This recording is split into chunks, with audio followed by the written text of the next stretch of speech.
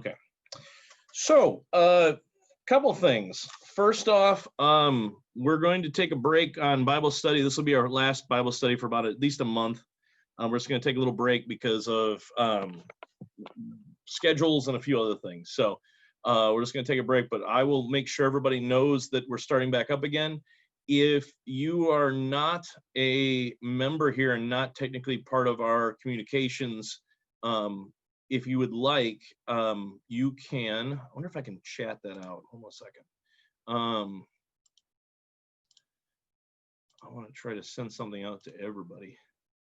Here we go. REVKLAUS. So my email is revklaus, REVKLAUS at msn.com. And so you can send that if you wanted me to include you in any information moving forward, like saying, hey, when are we starting back up again? I'll be glad to. So just shoot me an email with your stuff and I will be glad to make sure you're included in that. Other thing is, we had our first outdoor worship service today, and it was awesome. It was so much fun. You know, Jeremy Dunsing provided this weather for us. You know, he's our congregational weatherman. No, but the Lord just gave us a beautiful day. It was mid-70s, sunny with a light breeze. It was just, you couldn't ask for better. So it was just gorgeous. Had a great time. We were able to sing, had only one little glitch where the piano started, you know, cutting out a little bit at the last song, but it was a song everybody knew, Days of Elijah, which the congregation's known for years. So they didn't even need piano on that one. What we're going to do is we're going to talk about Leviticus today, and we're going to start seeing how that fits in the big picture.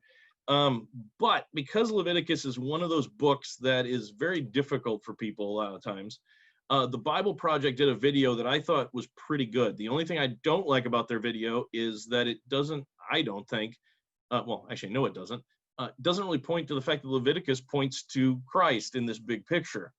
So what we'll do is we'll let them give kind of an overview of the book, and then we'll start jumping into things. So I'm going to try to share my screen with you guys, and we're going to share. Let's see if I can make this happen here.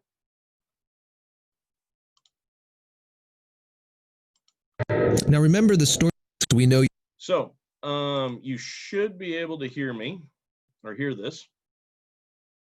And we'll go from there. Where'd it go? The book of Leviticus. We know you've been avoiding it because it's weird. So real quick, let's see here. Were you guys able to hear that? If you can, unmute yourself real quick. Just let me know you could hear it. Yes. Okay, sounds good. I will continue on then, and we will make this happen. The book of Leviticus. We know you've been avoiding it because it's weird. So let's fix that. Now remember, the story of the Bible began with humans in God's presence, but they were banished because of their rebellion.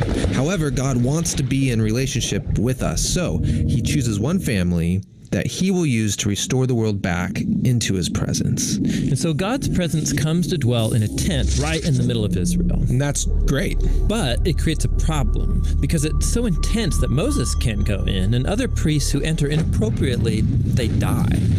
Well, wait, if God's presence is good, how is it all of a sudden dangerous for people? So think of it this way. God's presence is like the sun. It's pure power and goodness. And when something mortal and corruptible gets close to such pure power, it's destroyed.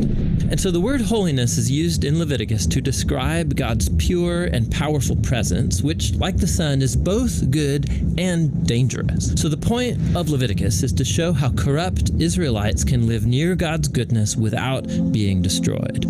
Now, in the book, there are 3 ways for how this is all going to work out, and these are going to seem strange to you, but just hang in there with us. The first one is rituals. The second is this idea of the priesthood. And the third is a bunch of purity laws. Now, the book is broken up into 7 sections, and each solution is explored in 2 sections of the book. The rituals are here, the priests are here, and the purity laws go here. Now, the first solution, rituals, involves a lot of animal sacrifices. And so Leviticus begins with detailed instructions for how to make these sacrifices. Some are ways of saying thank you to God, and others are simply ways of saying, I'm sorry.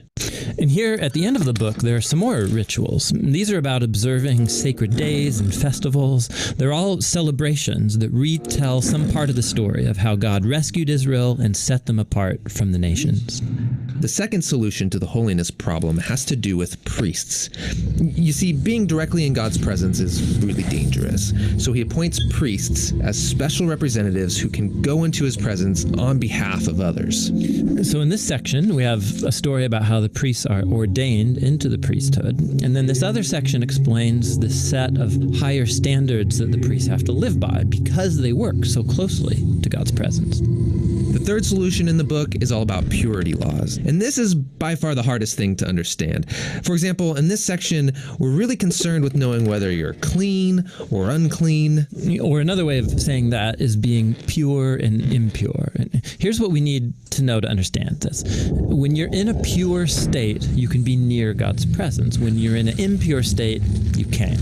And so it was really important for Israelites to know what state they're in at any given moment. So the first thing we have is a list of pure and impure animals. Yeah, this list of animals is divided up by where they live. So on the land, in the sea, in the air. And the text is just not clear about why certain animals are impure or why touching or eating them makes you impure. What is clear, however, is that avoiding these creatures will set Israel apart, and it will remind them that God's own holiness should affect every part of their lives, including what they eat. After the food laws, we get a lot of random rules about things like skin disease, touching dead bodies, what to do with bodily fluids. But they're not random. All of these are things that the Israelites associated with life and death, which are sacred things because God is the author of life. Okay, but simply coming into contact with these things makes you impure? They do, but we have to keep in mind that it's not wrong or sinful to be ritually impure. You just wait a few days, take a bath, offer a sacrifice, and you're pure again. What is inappropriate is entering into God's presence when you're in an impure state. Now, there's more purity laws over here in this section. Yeah, these focus on Israel's moral behavior. So these are laws about social justice, healthy relationships, having sexual integrity. Living by these laws will make Israel into a morally pure people who can live near God's presence. Those are the 3 solutions. Now, you've probably noticed that they surround the very center of this book, and it's here that we find a really important ritual called the Day of Atonement. Yeah, so Israel's a big tribe now, and odds are there's a lot of sin happening that goes unnoticed, that people are not dealing with. And so one time a year, the priests would take 2 goats. And one of those goats is killed, and its blood is carried right into God's presence where it symbolically covers or atones for Israel's sin. Yeah, that's kind of weird. Well, the meaning of the sacrifice, it's explained in the next chapter, where God says that the blood of a creature is its life. And so this goat's life is offered as a substitute. It's receiving God's punishment for Israel's sin so that the people don't have to. That leaves the second goat. Yeah, the priest puts his hands on it, and then he confesses all the sins of Israel. It's like he's placing the sins on the goat. And then that goat gets cast out forever into the wilderness. It's called the scapegoat. Yeah, I've heard that word before. Yeah, it's this very powerful image of how God is graciously removing Israel's sin.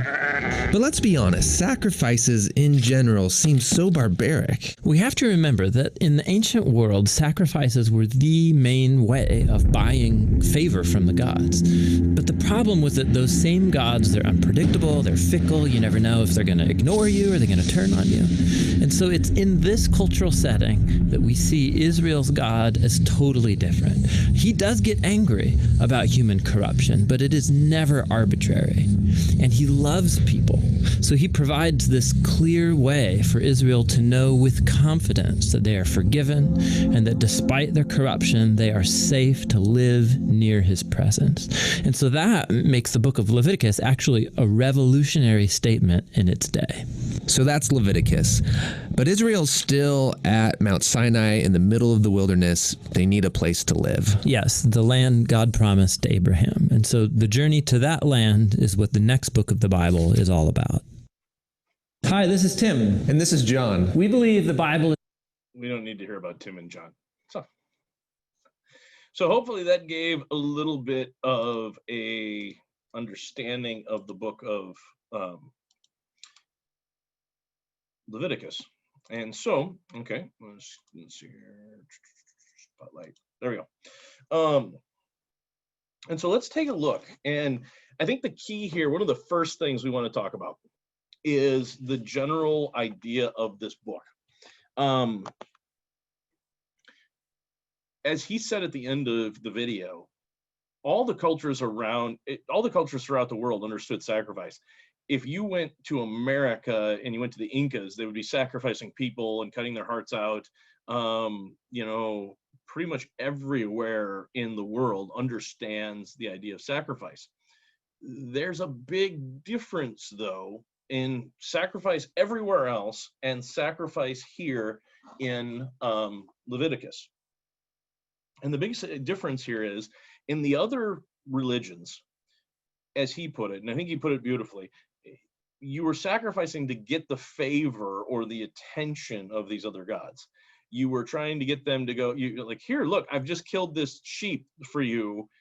Please listen to my prayer. Because look, it was really valuable and I've kind of bought you off right now. But the other part was these gods were also very fickle. They could turn on you at any time. Just because you did a sacrifice doesn't mean they're going to listen, so on and so on. And so you have in Leviticus a completely different thing. There's this idea of sacrifice, but the sacrifice is for a completely different reason. The people of Israel and God's people in general already have God's attention. He already cares about them. He already wants to be with them. They don't have to do the sacrifice to go, God, look at us and pay attention to us. God already cares. The problem is God is a holy God, and he, in order to be for them to be in his presence, something has to be done. And so sacrifice here is the thing that helps them get where they need to be in his presence.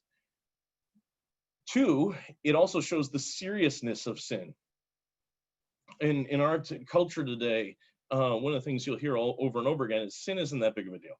It doesn't really matter. My sin and your sin, who really cares? You ignore mine, I'll ignore yours, and we'll just keep on going with life. There's no big deal. But what we have in Leviticus is God showing how serious this sin is, and also showing how vast the difference between God and us is. His perfect holiness way up here, which is actually destructive to us because of how sinful we are and how corrupt we are.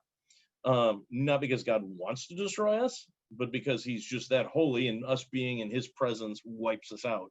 That's one of the reasons I like his sun analogy, that, just because the sun is hot, it's its life-giving part. But if you get too close to it, up we go in flames. And the same idea, why God's saying to different people at different times, don't come any closer, and that kind of idea. So what we have in Leviticus is this how-to, showing one, how serious sin is, two, how does God and his people, how do they come together and be in each other's presence? And this is how we do it. The other part, and this is the part that I love the Bible Project.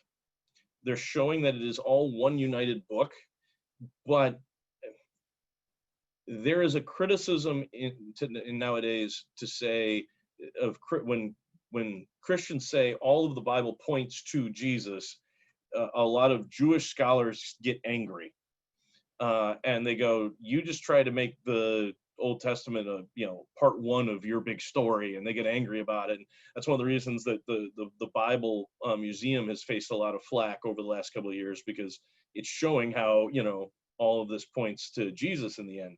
And so I think the Bible Project might be trying to avoid that accusation, and so that's why they don't say anything. But all of this eventually points to Jesus. And so that's what we're going to do today here, is take a look at a little of that. So first off, we're going to look at the first chapter, chapter 1 and 1 through 17 with the burnt offerings. Anybody willing to read?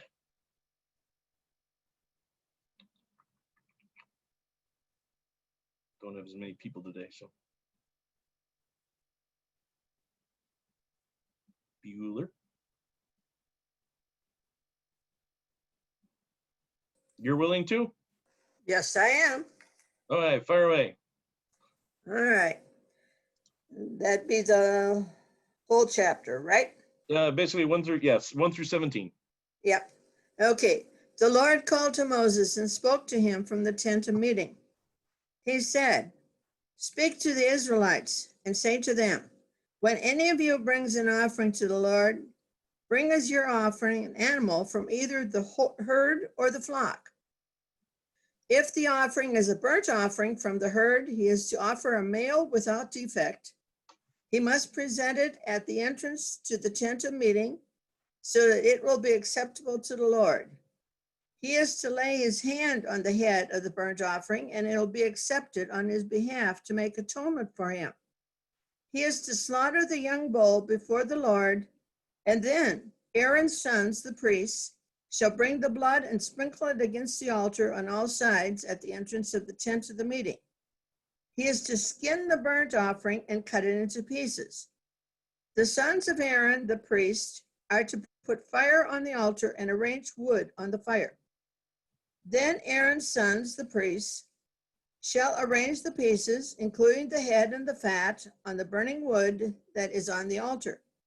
He is to wash the inner parts and the legs with water, and the priest is to burn all of it on the altar.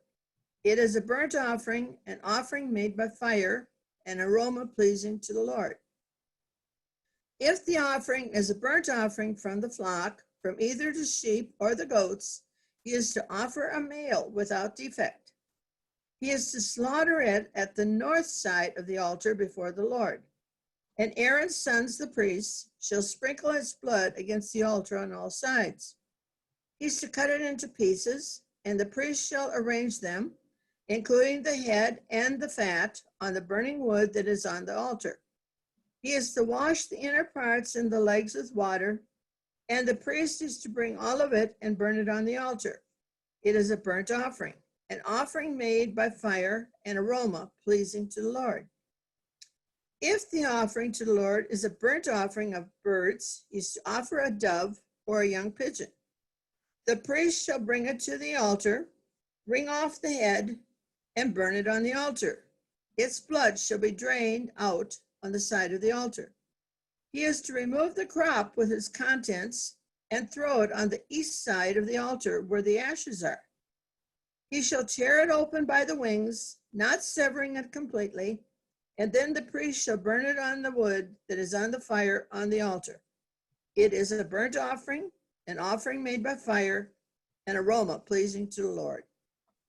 Okay. Thank you, Darlene.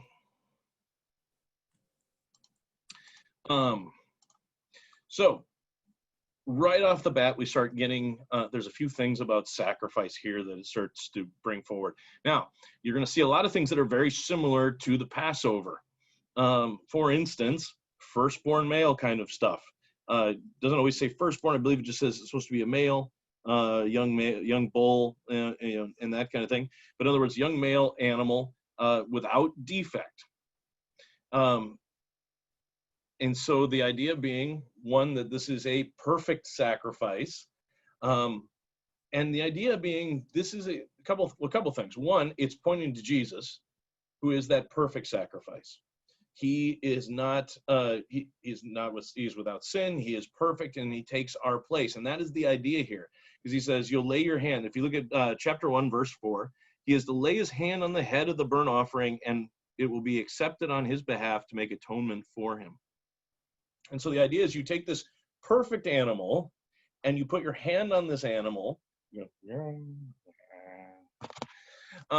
put your hand on the animal, and you basically are transferring, the idea is that you are symbolically transferring your sin to that animal, and that animal is being killed in your place.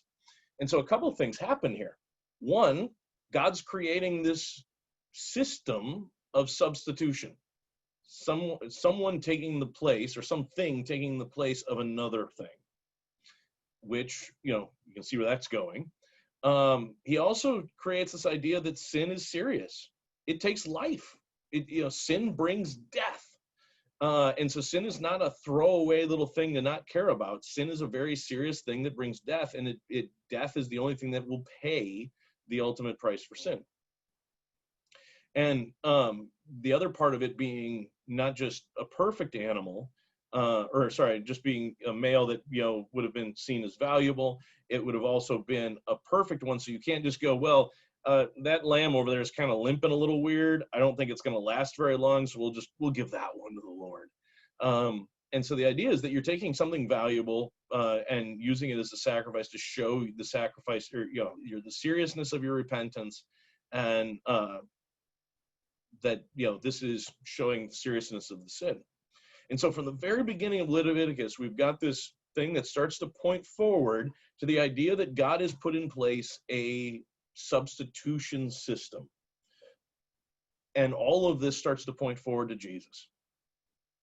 The big picture, as we've been saying through this Bible study, the big picture is that Jesus is the perfect sacrifice. He is without sin. He is valuable. He's without, in other words, he is not broken, or, he's perfect. And it is his blood that pays for us. And once again, you see the seriousness of sin. If sin isn't a serious thing, we'll start from the beginning. If in Leviticus, if sin isn't a serious thing, no animal needs to die. There doesn't need to be a valuable sacrifice. And the same with Christ. If sin is not a serious thing, why is it that only the death of God himself can pay for it? Because if sin wasn't a serious thing, God could just go, don't worry about it. I don't care. But it is such a serious thing that God says, instead, I got to send my son. And so that's where these first chapters, and we're going to jump ahead here, but these first chapters are all dealing with how do you do these sacrifices? How do you do the substitution system so that the sins of you get transferred over here or covered and become covered up? Let's jump ahead now to chapter 16. So we go through all the stuff with what's clean, what's unclean, what is, and so on. And we get to the Day of Atonement. And this is the hinge point of the whole book.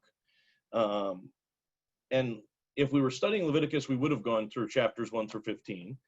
But at least in this Bible study, our main point is to get across, how does this point to Jesus? And so we start with the sacrifices, which create this system of substitution, which Jesus becomes the ultimate example and the ultimate final substitution for us. And once again, we get to the middle of the book, this hinge point. We have that same idea of that substitution, but this is the biggie. This is the one that the Day of Atonement is the biggest day of the year for Israel. So, can we have a reader again? Bueller? Anybody willing?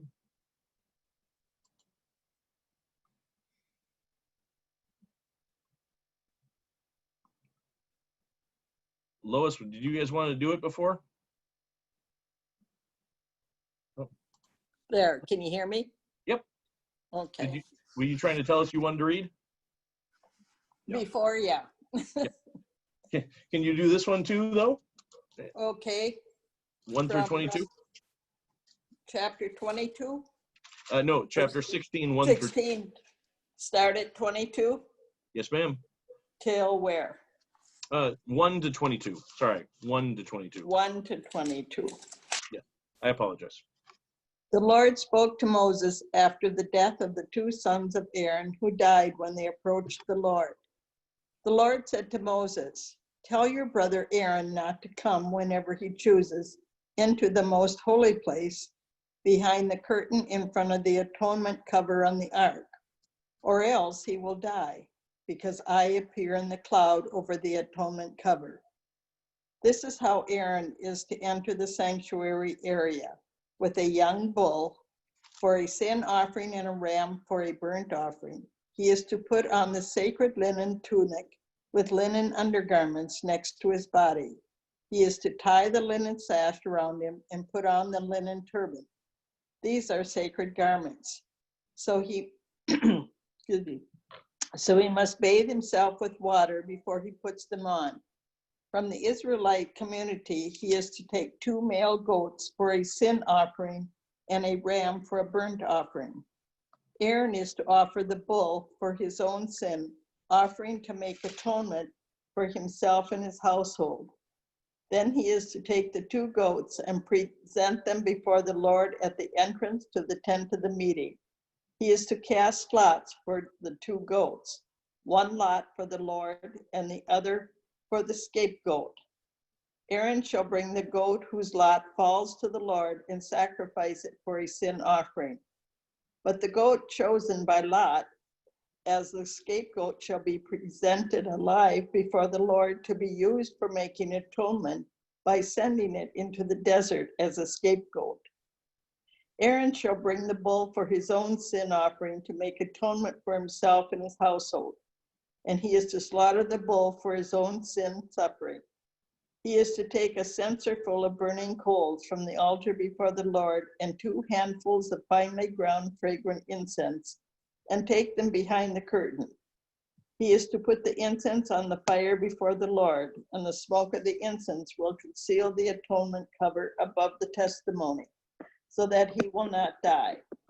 He is to take some of the bull's blood and with his finger sprinkle it on the front of the atonement cover. Then he shall sprinkle some of it with his finger 7 times before the atonement cover. He shall then slaughter the goat for the sin offering for the people and take its blood behind the curtain and do with it as he did with the bull's blood. He shall sprinkle it on the atonement cover and in front of it.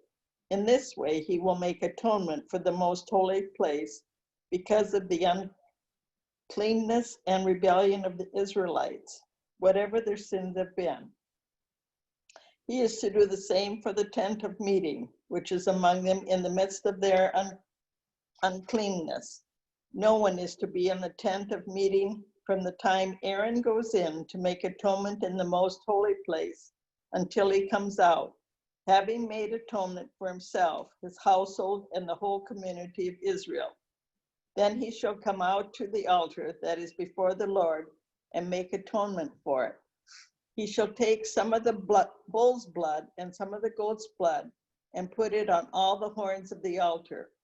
He shall sprinkle some of the blood on it with his finger 7 times to cleanse it and to consecrate it from the uncleanness of the Israelites.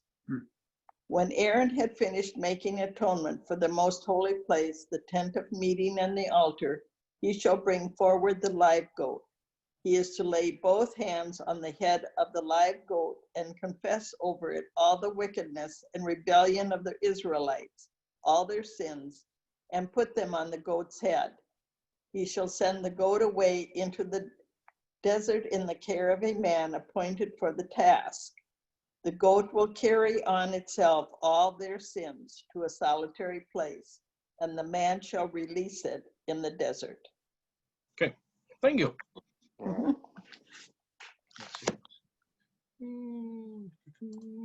Spotlight. All right, so once again, we have this idea of sacrifice. And this is the big one that happens once a year. This is the one all of Israel would have understood and seen.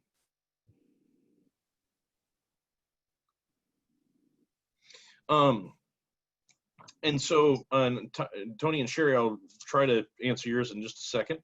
I just saw it come up on chat.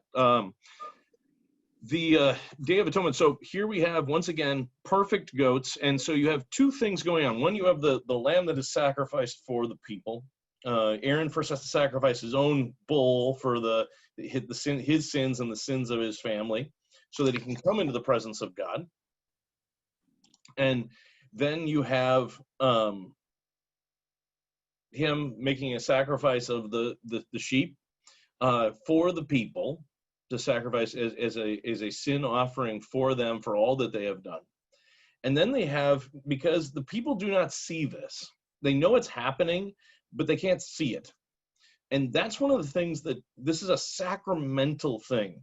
This is one of those things you got to understand about the Lord is we have a sacramental God. And he understands his people. And what I mean by sacrament is he gives us things that we can taste, feel, and touch that he, attaches meaning to. For instance, he could have this goat sacrificed in the middle of, in the temple where nobody's going to really see it except for a select group of people. But which is a sacramental thing. But then he also includes a goat that the people all see, the priest putting their hands on this goat, confessing the sins, and then it is driven out.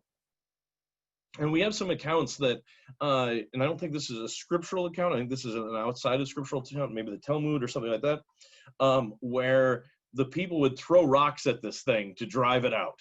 And so there would be a road that would be going out, and they would throw rocks, and they would yell and scream and shout at this goat so that it would run away and take their sins out. And so is the sin being taken away by the two goats? Yes. But it is also something where God makes it so his people can see what's happening. Something they can taste, feel, touch, that kind of thing. And it's the same thing when we have communion. God says, I'm with you. Okay, sure. I believe you. And we struggle with that because we're people that need to taste, feel, touch things to experience it. And so he says, okay, when you eat this bread and you would drink this wine, you are receiving my very body and blood, and I am literally with you. It's not a figurative thing. It's not a spirit, just like it's I am literally physically with you. It's something you can taste, feel, touch. Baptism, same thing. People are going, does God love me? Does God care about me? Am I God's child? I don't know. And so what God does is, okay, when that water is poured on you, whether you're a baby or an adult, when that water is poured on you in the name of the Father, the Son, and the Holy Spirit, I am forgiving you your sins. I am making you my child. I am adopting you into my family. I am doing all these things. And so you know that it's happening. It's happening when this water and this word is spoken over you. And the same thing here.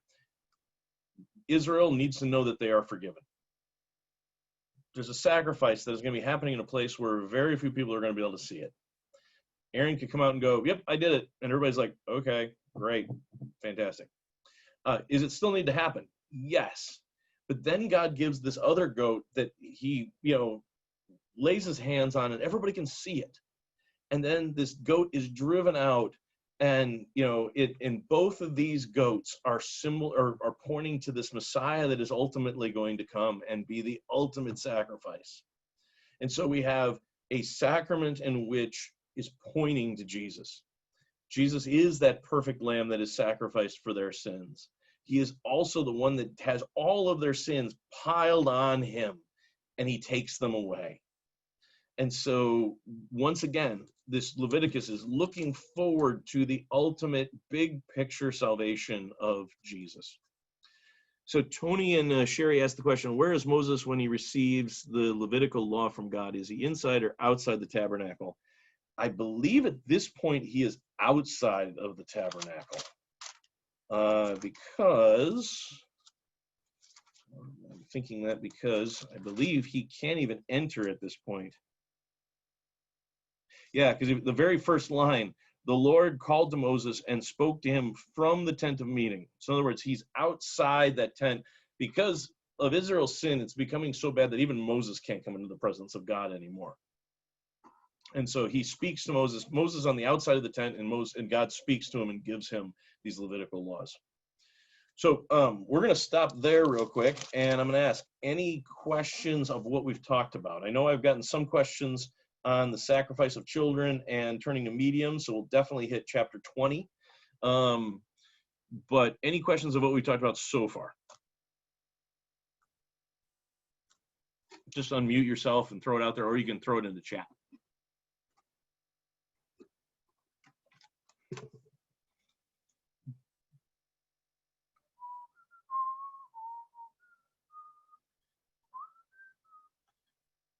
Nothing?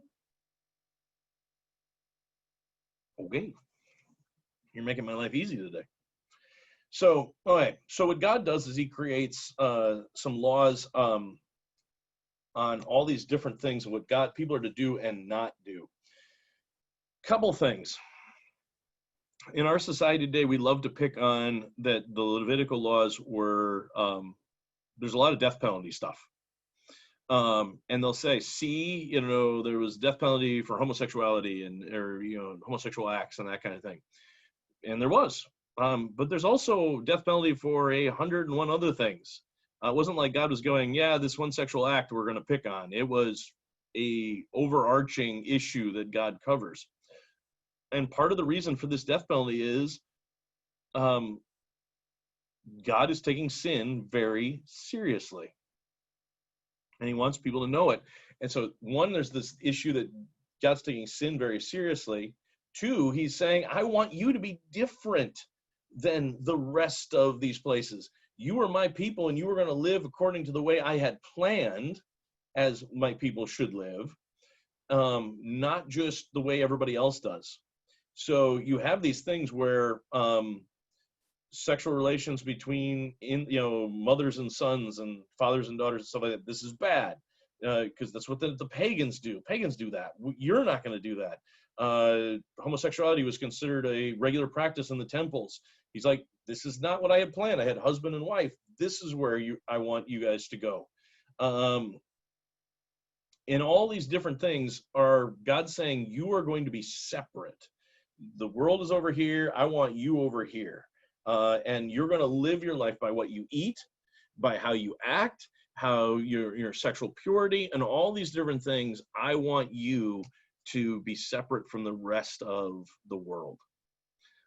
So one of the things that he does, and he talks about sacrifice and sacrificing of kids.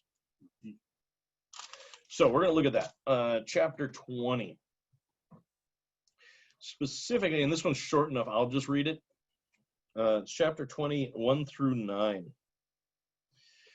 The Lord said to Moses, say to the Israelites, any Israelite or any alien living in Israel, so basically anybody, whether you're part of Israel or not part of Israel, whether you're just in there for a day, because you're trading or because you are a member of the tribe, this applies to everybody. Living here, who gives any of his children to Molech must be put to death. So I'm going to read that again. The Lord said to Moses, say to the Israelites, any Israelite or any alien living in Israel who gives any of his children to Molech must be put to death. The people of the community are to stone him. I will set my face against that man, and I will cut him off from his people. For by giving his children to Molech, he has defiled my sanctuary and profaned my holy name.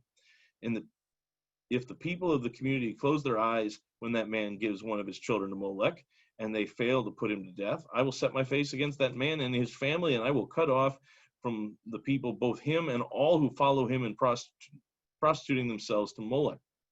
I will set my face against the person who turns to mediums and spiritualists to prostitute themselves by following them, and I will cut them off from his people. Consecrate yourselves and be holy, because I am the Lord your God. Keep my decrees and follow them. I am the Lord who makes you holy. If anyone curses his father or mother, he must be put to death. He has cursed his father and his mother, and his blood will be on his own head. Then it goes through adultery and a lot of different things, and tons of different laws. The key here was the Molech one, and we had a couple of questions on this that came in through email.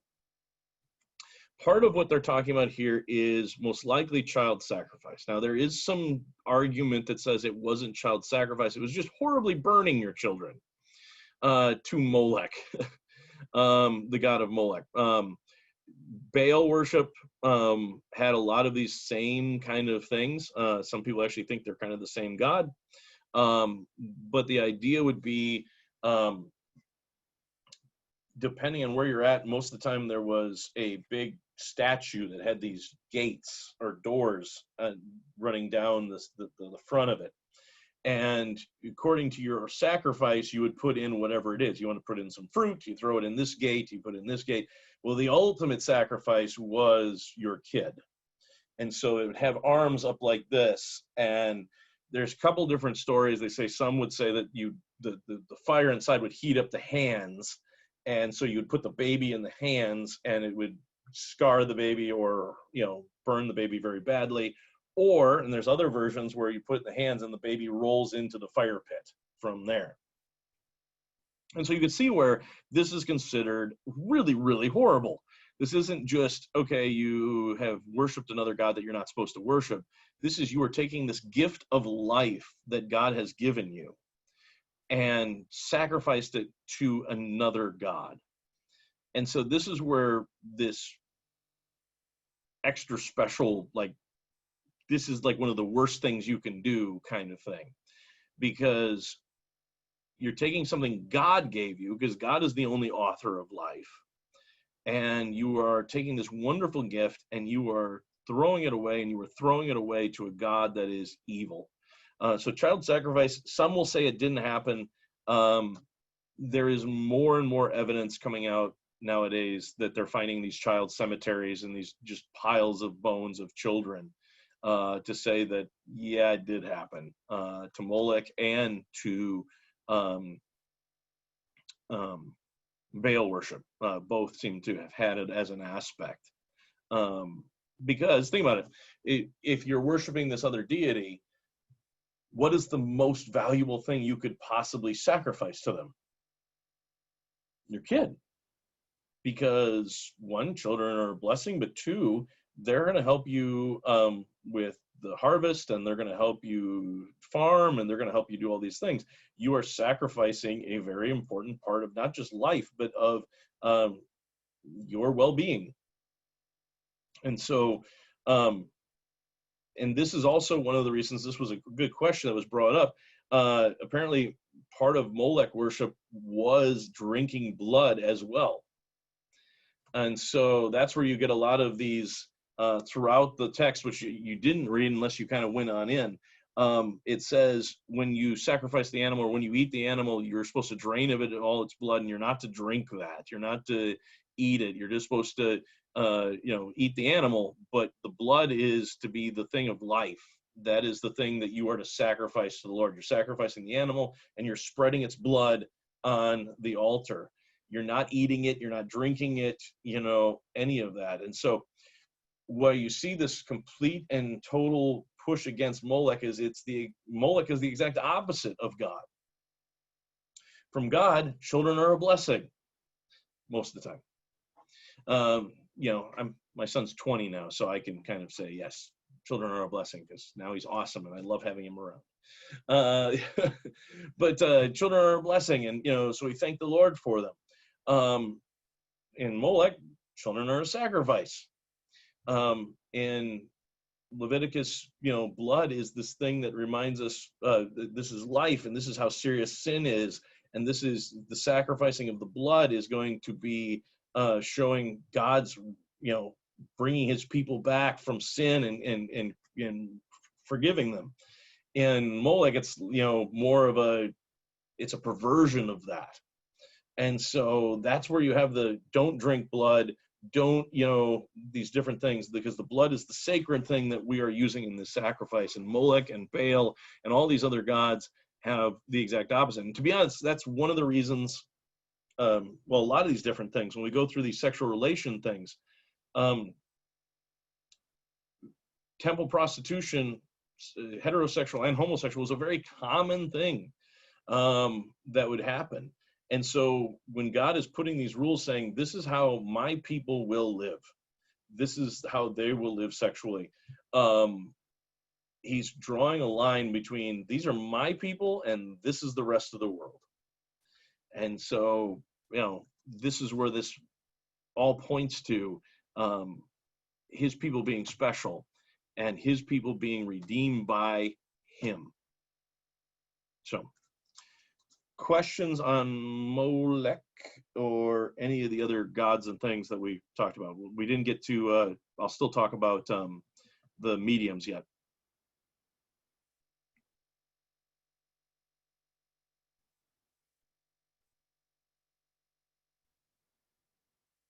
Okay. He also does kind of the same thing with mediums. Gets really ticked off about mediums. I will set my face against the person who turns to mediums and spiritualists to prostitute himself by following them, and I will cut them off from his people. So God is very much against, and he shows this. When Saul goes to the medium, it's the last straw. God's ticked at Saul. God's angry at Saul. God has already anointed David. But the last straw is when he goes to the medium.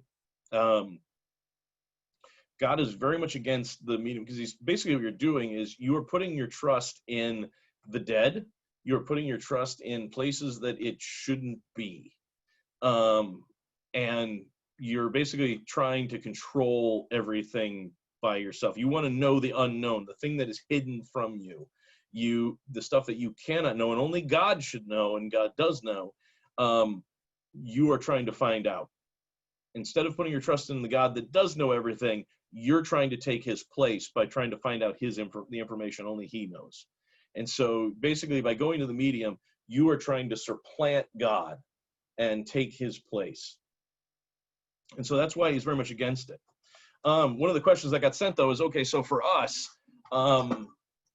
where's the line? Are you, is watching Chris Angel or what's his name? Not David Blaine. Is it David Blaine? The guy that does all the tricks and all that kind of stuff. Or watching Penn and Teller do some kind of, like, you're thinking of the Ace of Spades and they show it to you. Is that evil? Is reading Harry Potter evil? That kind of thing. I think the best way to put it is, there is a difference between fantasy and reality, I suppose, is the best way to put it. As long as, like, if I can read a Harry Potter book or Lord of the Rings or something of that nature, where there's magicians and all this fun stuff, and I read it going, this is fantasy. It's just it's a story, nothing more. If, however, you start to go, you know what, I like this magic thing. I want to see if I can start doing these things. And you start, delving into magic yourself, or you start, trying to contact the dead, that kind of stuff. That's when it becomes something that is evil and wrong.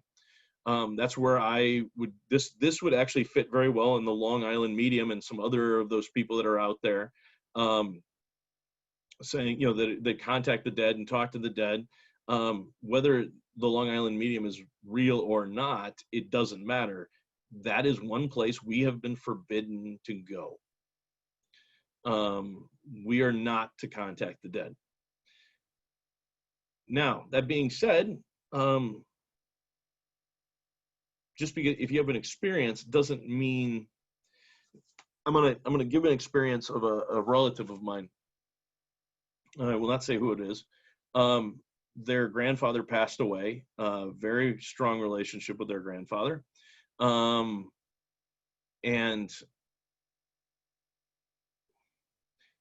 they dealt very hard with the grief and were struggling with it, were not handling it well.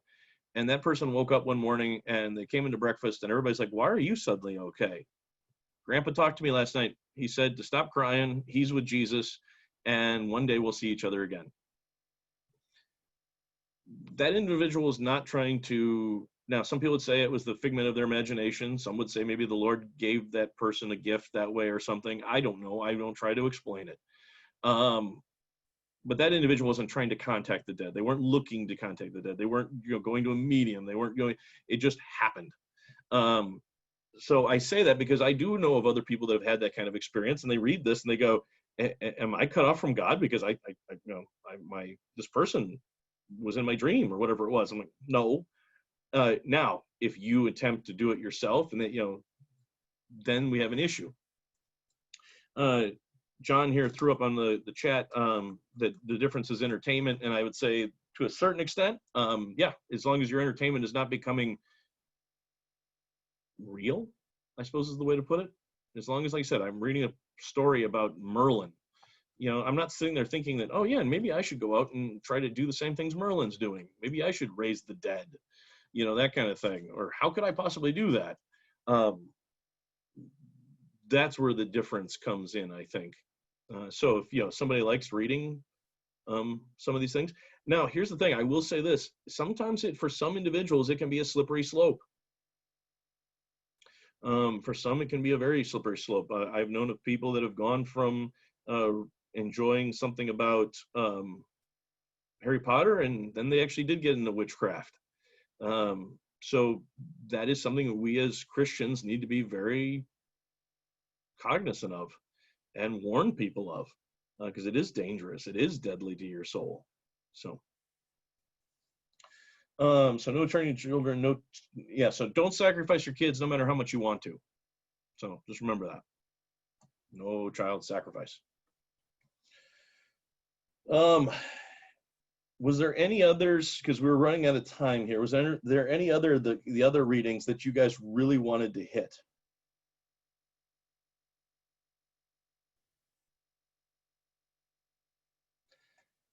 Let's take a real quick look at Leviticus then 20 verses 22 through 27.